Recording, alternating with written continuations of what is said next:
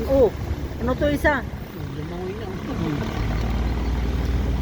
Hulog siya, oh. Katulad ng ganyan, walang hulog.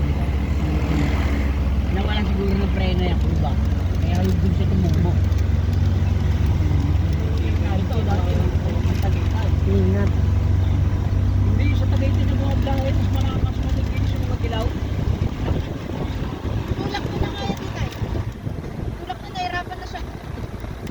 Hindi, ganyan, mawala ng preno. Wala nga, wala ka tutubukin yan. Hindi ikaw. Oh. Ano magagawa yun?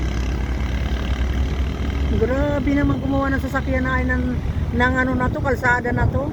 Di ba ga, yung napanood natin, pwede naman diretso lang. Ganyan-ganyan pa nila para mga tumatok. Maga. Kaya sa gasolina, kaya sa oras. Ginawang ano eh. Pinaikot ko. Ala, oo.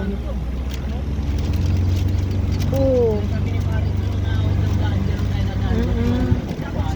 Ito magandang bakod. Yan. Kahit mawala ka ng preno kasi ayan, bumukan yan. Nakarolin yan. Pagla mo dyan, sasagsak ka. Ay bote kung isasadsad lang eh kung Tanawan ka. Kasi kung tulong yun eh, kung tulong lang siya eh. Hindi siya lang kinakagat yung doon. Susunod ka niya, susunod ka sa kanya. gawag nga masyado maingay, baka mawala sa focus si Jerome.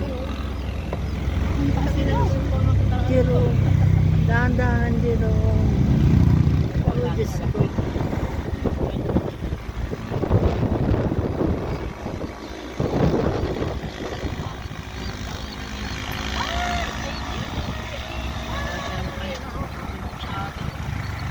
Ang ingay mo ga, baka mawalan ng focus si Jerome.